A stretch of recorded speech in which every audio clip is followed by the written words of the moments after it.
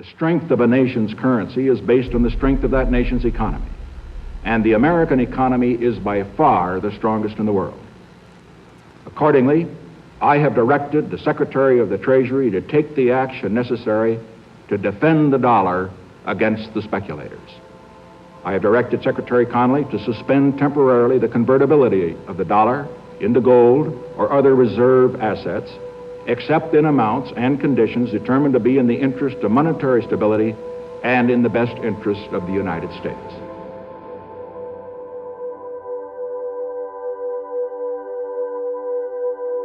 August 15th, 1971 will stand as an important event in economic history for many, many generations. In fact, hundreds of years from now, people will look back to that day.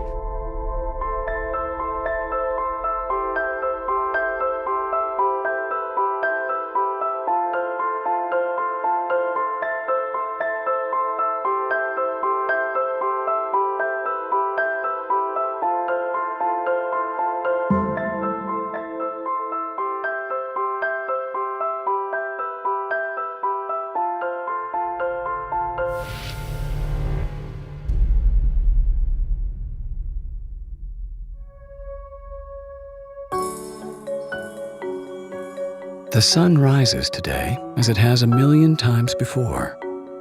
Commuters wake up and travel to their offices to begin the day's work.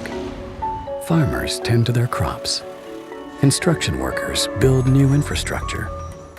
Today is a day like any other. Or is it? In 2008, the world experienced one of the greatest financial turmoils in history. Markets around the world started crashing, and major financial institutions, once thought to be invincible, started showing signs of collapse. Governments responded quickly, issuing massive bailouts and stimulus packages in an effort to keep the world economy afloat. And it worked. The global economy recovered much quicker than most predicted, and soon it was back to business as usual. And yet, something still isn't quite right. A growing sense of unease fills the population. In the world of finance, indeed, in all facets of modern life, cracks have started to appear. There's angst out there, and I think if you talk to people on the street today, they would tell you, I don't know what's causing all this, but this just doesn't feel normal to me. The government's running $1 trillion worth of deficit. Why isn't the economy improving? The government's going to spend almost $3.7 trillion. Why don't I have a job? Why is the unemployment rate at 9%? And I even think that number's understated. A lot of people are feeling unsure about the world today, concerned that something terrible is waiting in the wings. We're told that the global financial crisis of a few years ago has been fixed. But what if the crisis isn't the cause of the angst so many of us feel, but rather the symptom of a much deeper problem?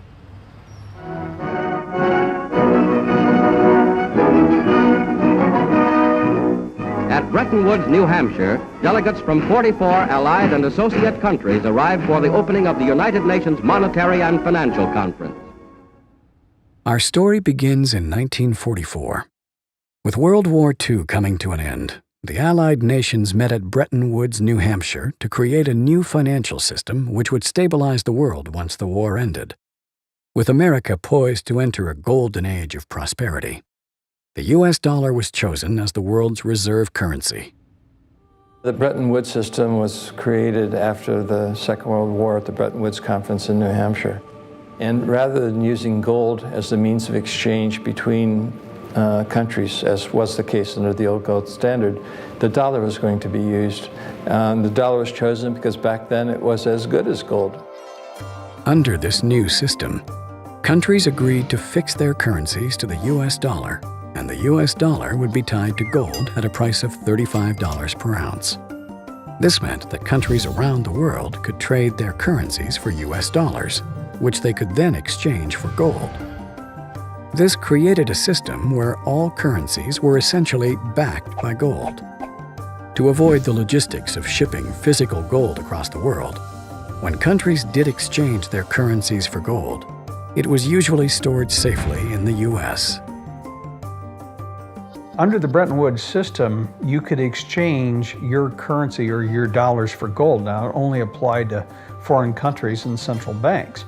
And we began to run budget deficits. We were running the Great Society program under Lyndon Johnson, and we were fighting a war in Vietnam. And all of a sudden, we were running these deficits, and countries were changing their dollars, and they said they wanted gold. And it began with the French, and then it started to spread.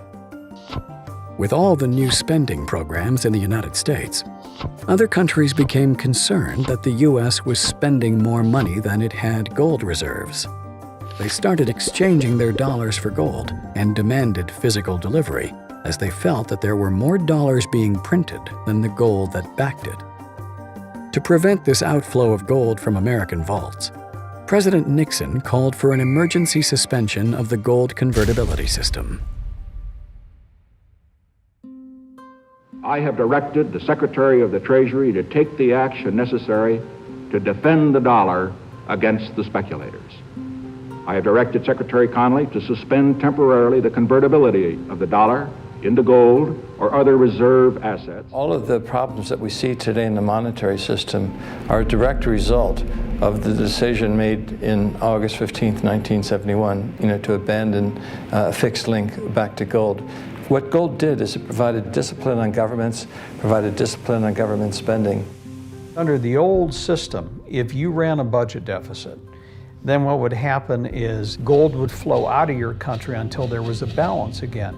Well, without any gold backing, then countries ran perpetual deficits. So if you look at, for example, this country, from 1971 on, the U.S. has never run a surplus. Ever since we went off the gold standard, it's just been perpetual stimulus. Good times, bad times, always run a deficit. What led Nixon to abandon the gold standard in 1971? And although he claimed it was temporary, we've been waiting 40 years, we're still off of it. We ran up huge deficits during the 1960s. We had the guns and butter economy, where the government was both simultaneously fighting a war in Vietnam abroad. In addition, we were funding manned missions to the moon and the whole space program. We were creating more money than we had gold reserves to back it up.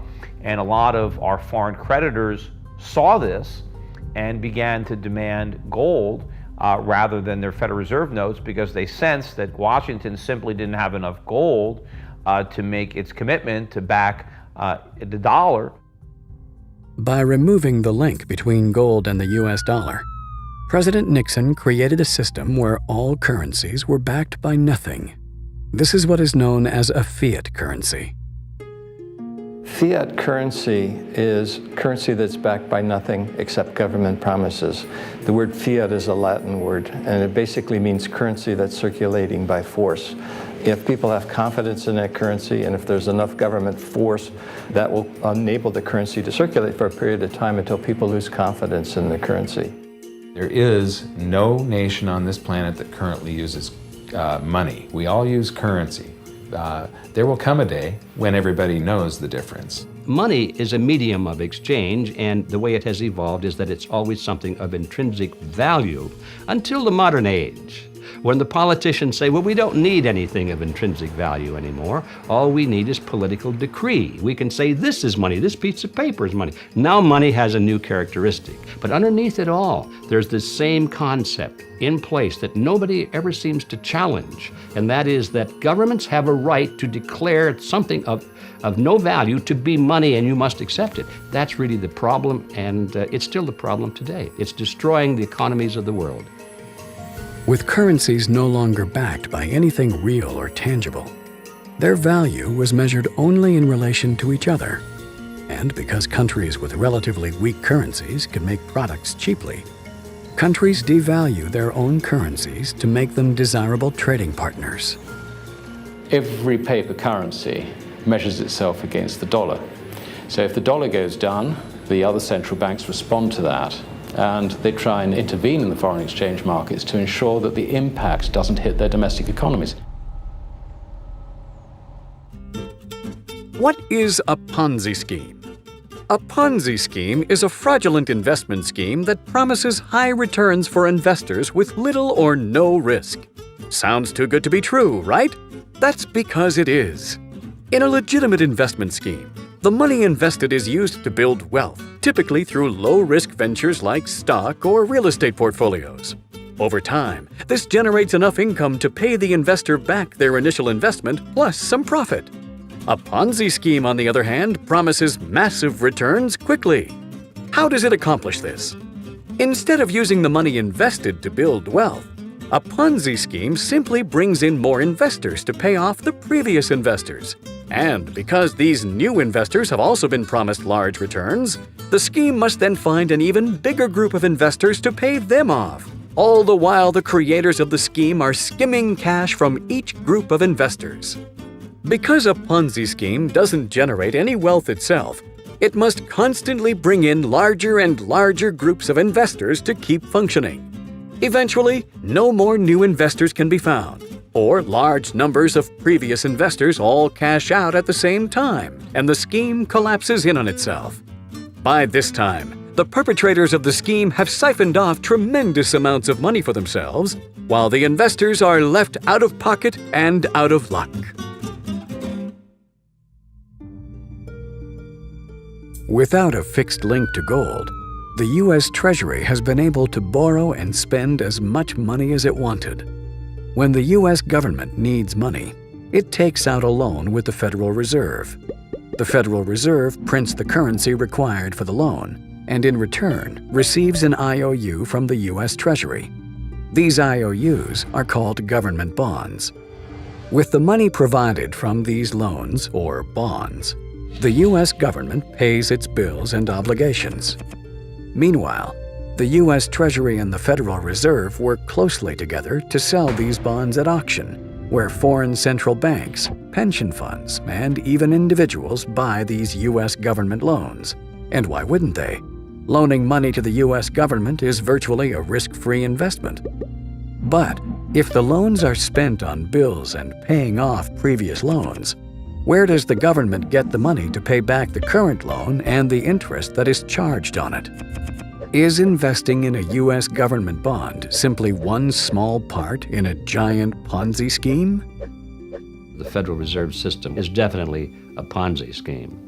There's no question about it. They go through the appearance of lending money to the governments, and the governments agree to pay back the money plus interest. And so this money comes into being. They create it just for that purpose. They give it to the governments. Didn't exist before that, you understand.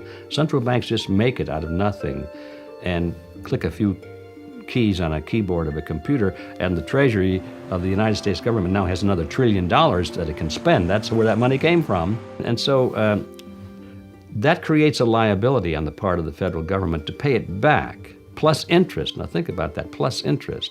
Well, when it comes time to pay it back plus the interest, they can't pay it back, and they certainly can't pay it back plus interest too. So what they do is they borrow more to cover the original loan plus the interest, and then by that time Congress wants more money anyway. So the debt just keeps going up and up and up and up.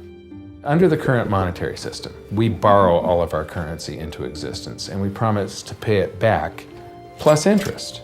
If you borrow the very first dollar into existence, and that's the only dollar that exists on the planet, but you promise to pay it back plus another dollar's worth of interest, where do you get the second dollar? The answer is you have to borrow that. It's a Ponzi scheme because you can never pay it off. It always requires that we go deeper into debt. Since 1971, the United States has been running trade deficits with the rest of the world, meaning we've been buying a lot more products from the rest of the world than they have been buying from us. The Japanese and Koreans sell us cars and electronics. The Middle East sells us oil. And the Chinese sell us seemingly everything on our Walmart shelves. The U.S. pays for these products with U.S. dollars, and everyone is happy. But if countries were to convert these U.S. dollar profits back into their own currencies, their currencies would rise in value, making their economies less desirable to trade with. Instead, countries invest their dollar profits by buying U.S. government bonds. So countries around the world sell their goods to the U.S. in exchange for U.S. dollars, which have been borrowed through the Federal Reserve, creating IOUs. And countries then loan their U.S. dollar profits back to the U.S. by buying more IOUs. The money from these loans is spent on paying government expenses, as well as paying back previous IOUs. But in order to do this, larger and larger loans must be made in order to pay back the principal and the interest. By paying back old loans with new and larger loans, it would appear as if the entire world has been investing their hard-earned money into a Ponzi scheme of epic proportions. In this business of creating money for federal governments and national governments around the world, if they didn't keep creating new money in larger and larger amounts, the whole thing would crash, because that's where the money comes from to pay off the previous loans. It's the new loans.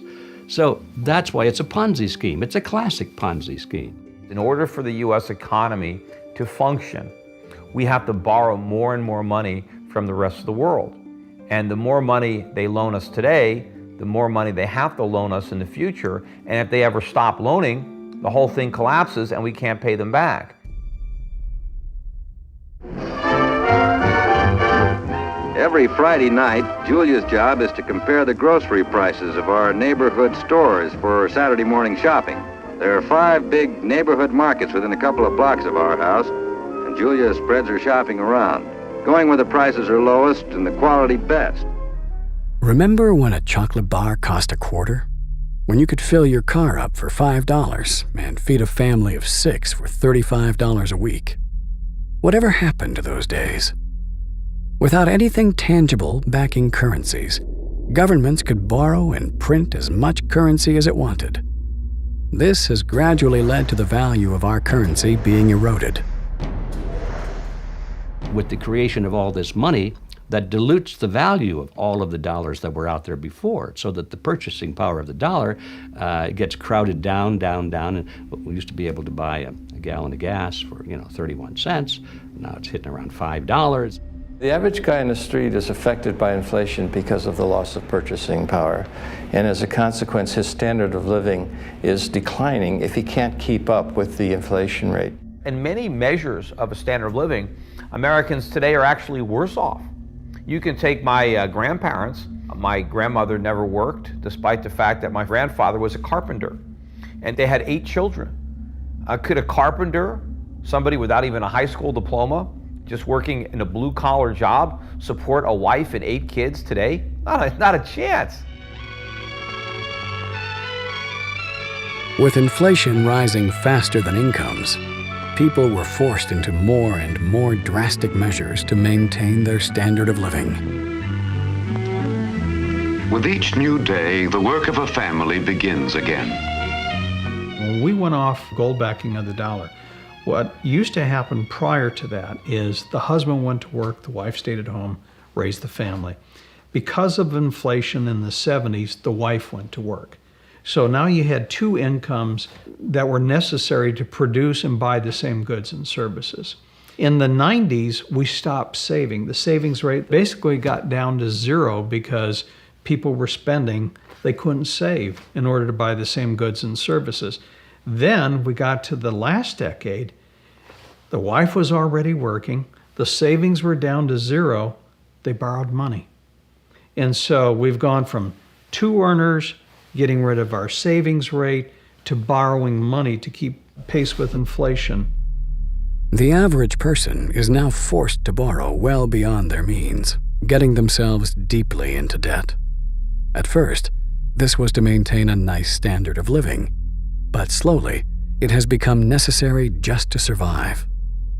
By printing so much currency and devaluing it so heavily, it would seem that governments are essentially levying a hidden tax on their people. Central banks try to say that 2% or 3% inflation is a good thing, and they make that a target. Well, it's still a tax. Why is 2% inflation or 3% inflation better for the country than no inflation? You'll be told, of course, that it's better than deflation, and you'll be told that people like to feel that their money or their jobs or their wages are going up by 2%, at least it's something. When in fact, that 2% is robbery, and what they get is going down by that amount. We are experiencing inflation these days. I mean, yeah, they say the CPI is up whatever it is, 2 or 3%. I mean, anybody who's alive knows that inflation is well beyond that, probably running double digits. The purchasing power of the average person has been deteriorating drastically. But in order to disguise this, governments have been skewing the figures in their reports to make it seem as if inflation is much lower than it really is. There is this curious distinction made, which most people don't understand, between core inflation and headline inflation. The core inflation is the basic 2% target, which doesn't matter. And the headline inflation is once you include all such things like energy prices and sudden tax rises and the rest. Well, the inflation rate is skewed. They use all kinds of contrivances to make the inflation rate look lower than what it really is.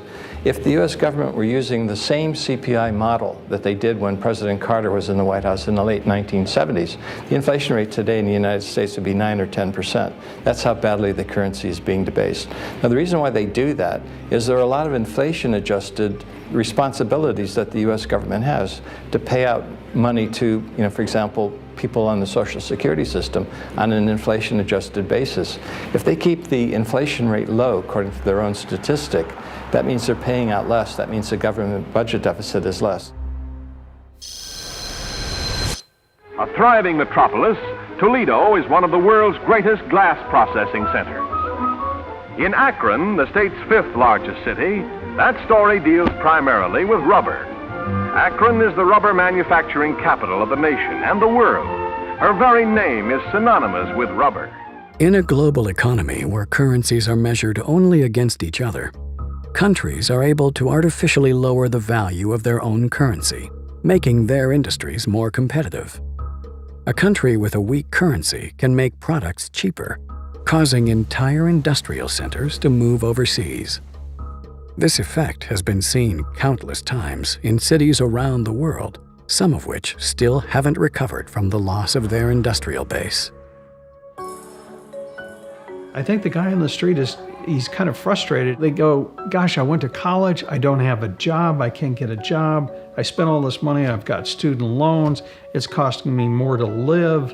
The Fed is telling me there's no inflation, yet I go to the store and I see the price of milk going up, eggs, meat. I pull into a gas station, it's costing me more for gas. They don't really understand how all this affects them on a personal level.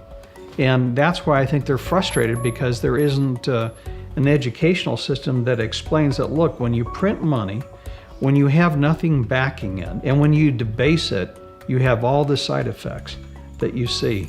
Higher inflation costs, corruption, cronyism, all the things that have been in headlines that we've seen over the last 4 or 5 years. The protest movements are an interesting phenomenon. A lot of people are terribly upset with Wall Street. They're upset what's happening to their purchasing power. They're upset with the news that they hear of the fact that the executives of these giant banks are getting $1 million bonuses at the same time they're dipping into the pockets of the taxpayers to get all this bailout money. And so they're angry. Unfortunately, people are demonstrating against the crisis, the economic crisis, and yet at the same time they're demanding more welfare, they're demanding more medical benefits, they're demanding more state control and regulation of their lives, they're demanding more money being created and pumped into the society. They don't realize that those are the very things that have brought them onto the street in the first place in their anger. While the person on the street is struggling to get by, we're told that what we're experiencing is a typical recession. Why then does this current crisis feel different to previous economic recessions? This is far from typical. I think this is the end game. I think what we're experiencing now are the pains of the 40-year experiment in fiat currency coming to an end, and it is an absolute failure, not only for America, but for the entire world. Up until 2008, we've been borrowing more and more money to maintain our standard of living. Are we now at the point where we're maxed out and cannot take on any more new debt? What we're seeing today is deleveraging. at all levels of society. I mean, consumers are maxed out. Each succession that we had in the economy, when we went through this boom and bust period, we'd go through a bust, they would reinflate again, the economy would start up again, but we kept piling on levels of debt. And finally, we reached the point where you just can't pile any more debt. Banks are no longer willing to give out credit so freely, and many people are more concerned with paying off existing debt as opposed to taking on new debt. While this is prudent, sensible behavior, it's also a serious threat to the global economy. Having set itself up as a giant Ponzi scheme, the global economy is reliant on more and larger debt being issued to keep itself functioning. If you try to just live within your means and get by with just the amount of dollars that we have today, paying the interest on them collapses the currency supply. And so we continually have to borrow more units of currency into existence every month than we extinguish by paying off debt. The system as it's been presently structured is that they have to continue expanding the money supply, otherwise the system is going to die. Politicians and pundits talk about living within our means and paying down the debt. You can't do that without collapsing the entire economy. It would just vanish into this black hole. All the politicians are in a situation where if they don't come to the rescue, we could just have an overnight shutdown, which they can't ever imagine happening while they're in power. So there's always this wish to move it on and, as you know, the expression, kick the can down the road, which is really what we're doing. But the problem is we've run out of road. You know, there is no place to kick the can anymore. We've got to deal with the can, and it's not simply a can, because every time we kicked it down the road, unfortunately, it got bigger. So now it's an enormous can, and you know, it's going to crush us. While the financial crisis of 2008 may have been the first death throes of the Ponzi scheme, governments around the world weren't about to sit back and let it fail. So they delayed the inevitable collapse, pushing it down the road by bailing out struggling financial institutions, buying toxic mortgages, and taking on debt on behalf of its citizens. In 2009 and 2010, what happened was the crisis was papered over through bailouts, guarantees, money printing, expansion of the money supply, et cetera. And governments can do that. I mean, don't underestimate the ability of governments to dictate results in the short run. But in the long run, none of the problems were solved. The bad debts are still there. The banks are still insolvent. The banks are not lending. The economy's not growing. So we haven't really solved anything. By buying their way out of these crises, by creating money out of nothing and flooding it into the economy and diluting the purchasing power, they're not really solving the problem. What they're doing is pushing it off a little bit into the future and making it worse. Now, do we keep going down this road? Do we print more money? I mean, the Fed balance sheet went from $800 billion to $3 trillion. Should it now go to $6 trillion? We had an $800 billion stimulus. Should we now have a $2 trillion stimulus? I mean, in theory, you could, but this is where people could lose faith entirely in the currency, and the currency could collapse. The Federal Reserve's money printing exercises may help prop up the economy in the short term, but what are the consequences of money printing on such a large scale?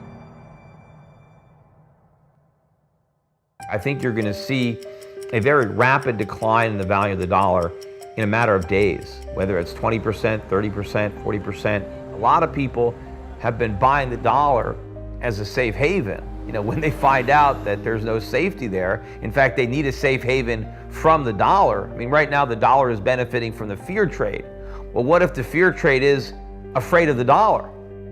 Aside from causing an enormous amount of inflation, the Federal Reserve's reckless money printing exercises also run the very real risk of creating a worldwide loss of confidence in the US dollar.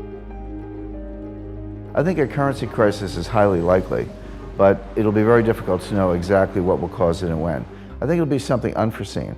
It could be a natural disaster, it could be a political shock, it could be just a general loss of confidence. It could be something as simple as a treasury auction that goes bad, there's no buyers, and all of a sudden the interest rate starts to go up. Then the financial players, the big hedge funds, start to react to it, dumping dollars. Then all of a sudden you have foreign central banks that begin dumping dollars, get me out. And when that happens, just like that. At some point, just like all Ponzi schemes, the participants wake up to the con, they don't want to participate anymore, and the whole thing implodes.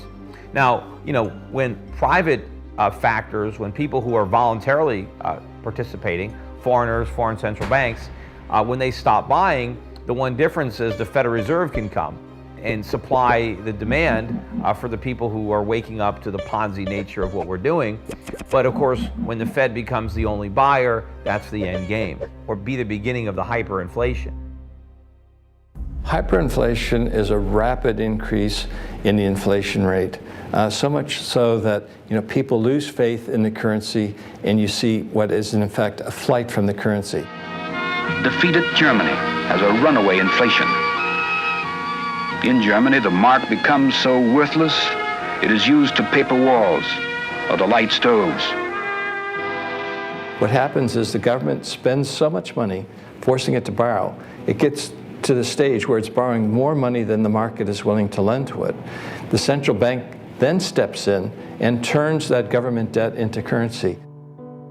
The great question is, and I don't know the answer, is at what level of inflation, 5%, 10%, 15%, 20%, do you start to panic? All I know is when that level comes, everybody panics together. Consequence of a hyperinflation is the price of goods and services rises very, very rapidly, and that feeds upon itself, causing people to get rid of the currency even more quickly. So you then have a situation where people go out and they buy things just to get the hell out of paper money. And paradoxically, that then starts driving and accelerating demand for paper money, because they want more paper money to go and buy things. So you have this situation where the value of paper money starts collapsing in advance of its issue. In everyday life, you'll be scrambling from day to day to get tangible things. If you're thinking of buying 1 can of tuna, you're going to buy 2, because you know that tomorrow or even later on that day or the next hour, that can of tuna is going to be costing you more. That you're going to be scrambling to get anything that's tangible. This period is going to involve a lot of economic pain. A lot of people who are currently retired in America are going to have to get jobs. Their retirement is gone. It's been bankrupted because they put their faith in a Bernie Madoff type national Ponzi scheme. And of course, a lot of the property is going to decay if people are spending money on these necessities. They don't have money to make the repairs necessary to maintain their properties. Hey, if the landlords can't collect rents from their tenants, how are they going to maintain the properties? How are they going to pay the taxes? So I think the whole economy is going to crumble beneath the weight of this runaway inflation. And of course, the initial reaction by the Fed will be to create even more inflation, to try to stimulate the economy by printing even more money, which of course is the source of the problem. On the surface, it would appear that this is a problem facing the United States alone. But with so many countries holding their savings in U.S. government bonds, a loss of confidence in the U.S. dollar could trigger a global crisis which would affect every nation on Earth. If the US dollar hyperinflates, the implications are really profound, because you can go to a country like Zimbabwe and see the impact of a hyperinflation. But what happens when the world's reserve currency hyperinflates? We've never been in this situation before. It's impossible to predict, what the outcome is going to be. But logic suggests that if the US dollar hyperinflates, most, if not all, of the currencies of the world will also have severe economic problems, because at the end of the day, the reserves of all of these currencies are basically dollars.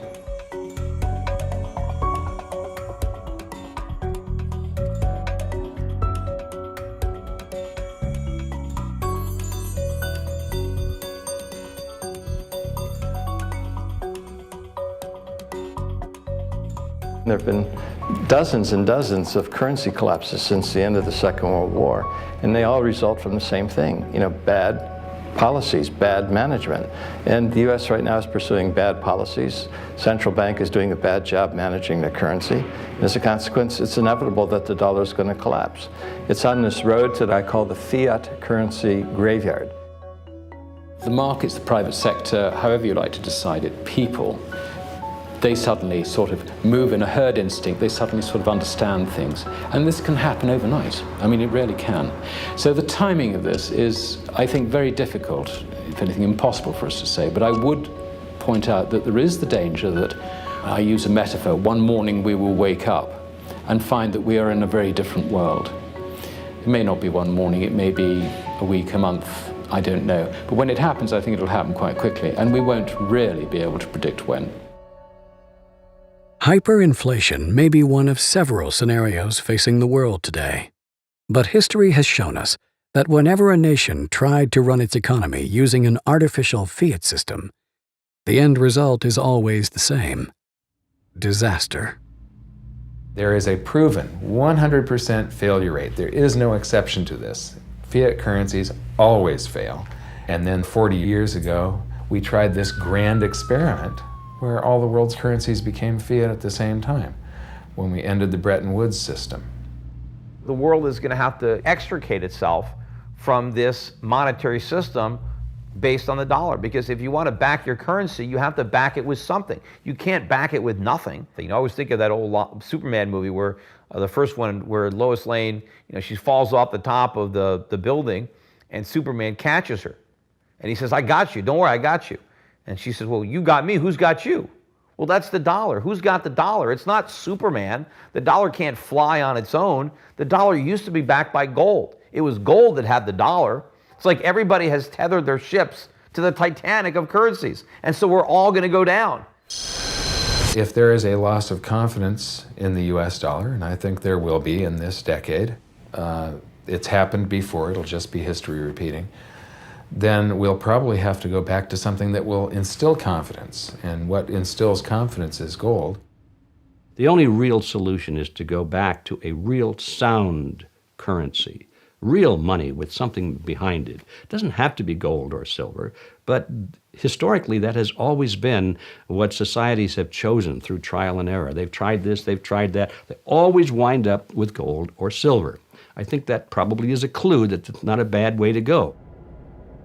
With all the uncertainty facing the world today, a return to a gold-backed economy would seem logical. So how come there isn't so much as a discussion about such a return? The answer is as simple as it is alarming. The people at the top, the ones who have been benefiting from the current Ponzi system, don't want the ride to end. Many now believe the price of gold and silver have been artificially suppressed to make it seem less desirable as a unit of global exchange.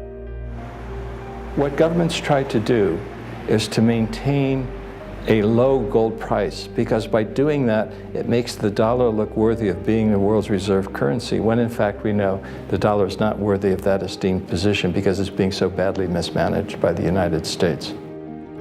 Groups like the Gold Anti-Trust Action Committee, or GATA, have been tracking what they believe is the deliberate suppression of gold and silver prices through a variety of dubious means. In 12 years, we've amassed nothing but evidence that supports the manipulation of gold price. But it'd be like talking about a murder trial when the jury would say guilty beyond a reasonable doubt, but you've got to present each point of evidence and how it all fits together. There are numerous methods that they use to suppress the price of gold. Some are harder to prove than others, but some of them are fully reported, and that's central bank sales. Between 1999 and 2002, the Bank of England foolishly sold a massive amount of Britain's gold reserves at an average price of $275 an ounce. The proceeds were spent buying euros and US dollars. The governments of Canada, France, and Switzerland, among others, were also sellers of their gold around this time. We know that the central banks used to sell 400 tons every year. Well, why were they selling 400 tons? Obviously, it was the dumbest decision anyone could have made in the decade. By far the dumbest. But they did it every year, sell 400, sell 400. I mean, now, gold goes from 300 to 1,600, almost 17. Why were you selling the gold? Because they were trying to keep the price down. So it was a coordinated thing to keep everyone focused on believing in currencies. Alan Greenspan, in testimony to Congress, admitted that they were manipulating the price of gold when he said, "The world's central banks stand ready to lease gold in increasing quantities," meaning they were already doing it, should the price of gold rise, meaning the target was to suppress the price of gold. So they were already doing it, and their target was to suppress the price of gold. He admitted it in testimony to Congress.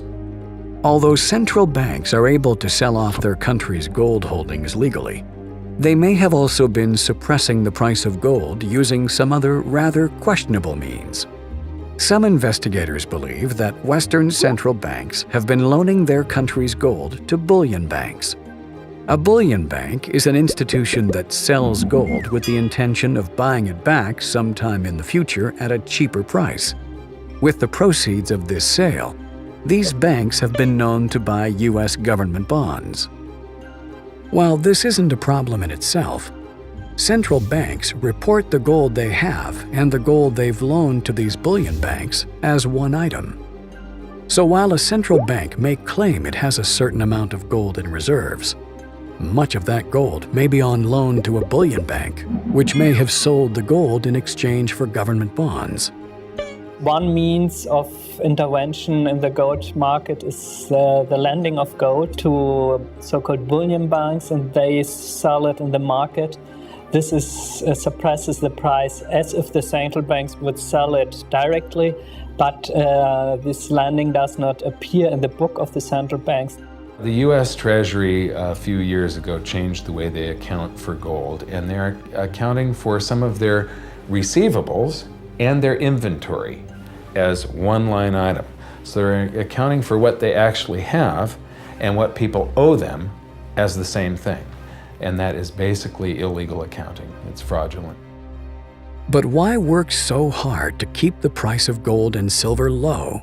Why do healthy gold and silver prices threaten to collapse the Ponzi scheme?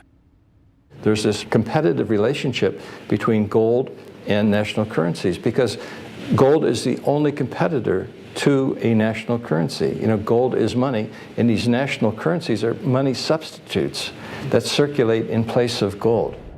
Fiat money gives the power to government. Real money keeps the power with the people. Because when you have real money, government is limited.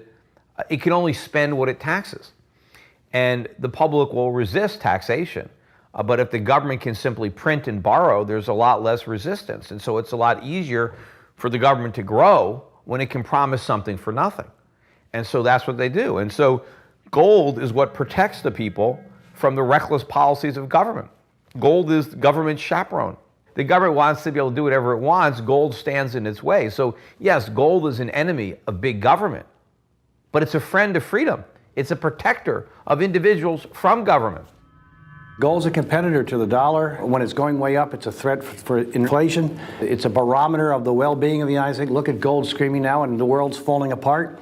So it calls attention to how bad things are. So the U.S. government has an interest, Wall Street, the politicians, to keep the price suppressed. Wall Street doesn't want you going down to a coin dealer buying gold and silver coins. They want to sell you paper. The government wants to sell you paper. So I would say it's the government and Wall Street. Gold in the hands of people is the way you control government. Governments cannot create money out of thin air. If it's gold, they can only create paper out of thin air. And if they can create paper out of thin air, they can use that paper to wage wars, or they can use that paper as a political contrivance to enrich their friends. And as a consequence, governments have been fighting gold all century long. Despite this desire to keep gold and silver down, the recent instability in the markets has seen the demand for gold and silver skyrocket. This in turn has exposed a deeper problem within the central banks. The problem the central banks in the West now face is that they have sold an awful lot of gold to try and suppress the price of gold. They are now embarrassed by the fact that central banks, not in that original cartel, are now really very keen buyers of gold. And we're talking about the Chinese, we're talking about the Russians, we're talking about the Indians, we're talking about even Mexico. All these non-mainstream central banks, not part of, if you like, the top club members of the Bank of International Settlements, You know, the little guys in that context, they're picking up hundreds of tons of this stuff. To suppress the price of gold, Western central banks have had to sell or loan out their country's gold holdings.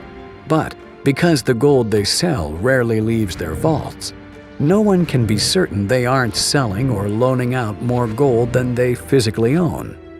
If this is true, then this could be one of the biggest scams ever perpetrated in history.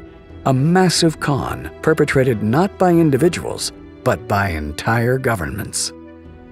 This central bank gold, most of it sits at the New York Federal Reserve and the Bank of England. So it's in the basement of these two places, and it doesn't actually move. When a country is doing international settlement, they basically take a bar off of this pile and put it on that pile. Or they'll just change the labels, or it's just a book entry, it's accounting. Except there's been some pretty creative accounting on all this gold, and I doubt very much that I don't think all of it is there. The question remains, if everybody, especially the big players, wanted all of their gold delivered at the same time, it is physically impossible to do it. Most gold that exists on the planet, there's more than one claim on each ounce of gold. There's several people that think that they have title to that same ounce of gold.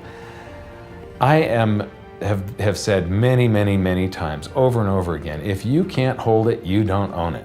The game can't go on forever because sooner or later people are going to demand their physical gold or silver, and that already is happening. The lack of accountability in gold sales by Western central banks hasn't been a concern so far. But as more and more buyers of gold have started to demand physical delivery, central banks that have oversold or loaned out their country's gold will find themselves caught in a major scandal. The result of such fraudulent activity means buyers of gold, be they individuals, pension or hedge funds, or even entire nations, could be ripped off for billions of dollars.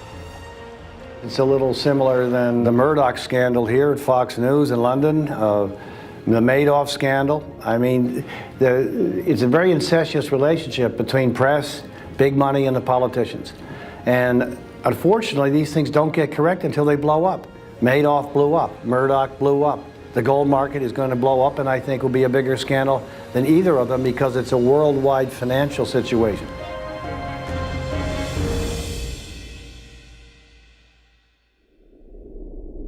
The only trick that the politicians in power today know, and the central bankers, the only trick they know is to create more money out of nothing, to inflate the currency.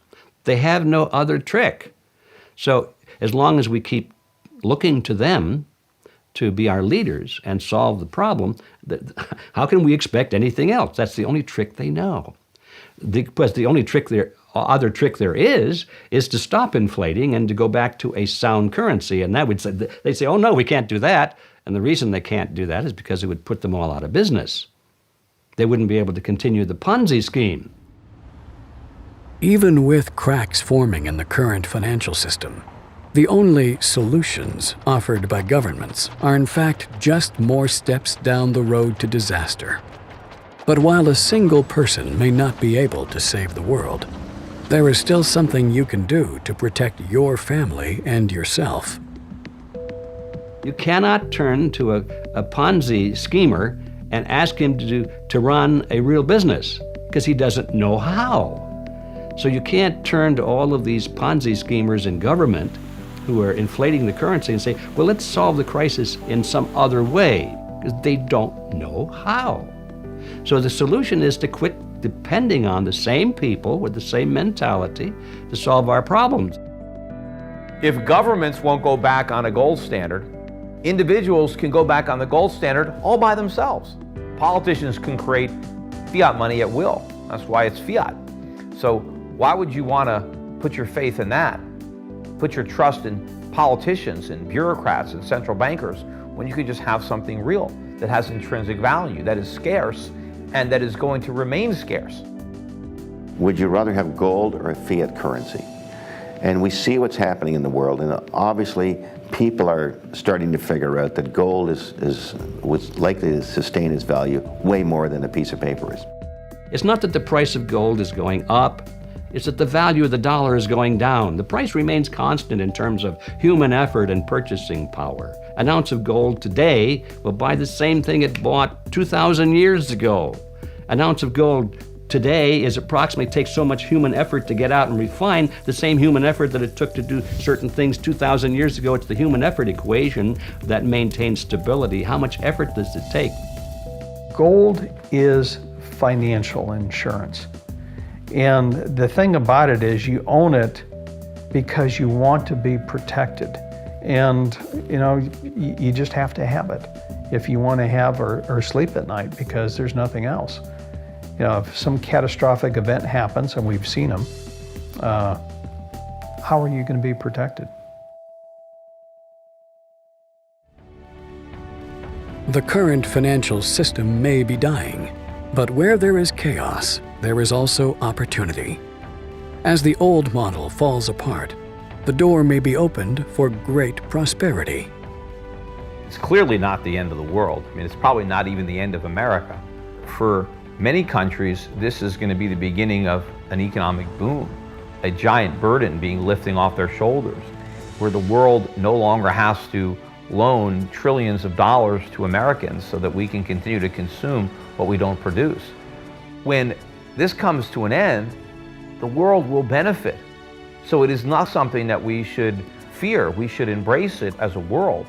This is the greatest wealth transfer in history. If we have a global currency crisis, then you're going to see a greater wealth transfer than has ever happened in all of history. It's all going to happen at once. Therefore, it's the greatest opportunity. We have millions of people now taking an interest in what is money, the question of what is money, what should it be? And they're learning, especially a lot of young people.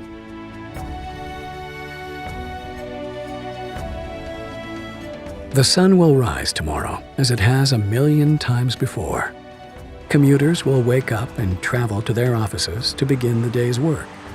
Farmers will tend to their crops, and construction workers will build new infrastructure. But will the world they live in still be the same? In 2008, the world was given a wake-up call. The biggest financial crash in human history was delayed by the same poor decisions that brought it about in the first place. What that massive bailout bought us was not a solution, but merely time. Time for the people responsible to wring the last few dollars out of a dying system. But also, for those able to see the cliff edge approaching, time to protect themselves and their families from the imminent plunge. And in the end, that time may prove to be the most valuable commodity of all. There are these brief moments in history where the safe haven asset for the last 5,000 years simultaneously becomes the asset class that has the greatest single potential gains in purchasing power. We're in one of these cycles right now where money is the best investment. Get out of currency, buy money, and you're probably going to be able to buy a whole lot more stuff later. But the best thing that people can do of all is really to take on their own responsibility for getting financially educated. This is the most important thing. Don't let the banks and the brokerage houses and other people guide all of your decisions. Find out what's going on for yourself. Empower yourself.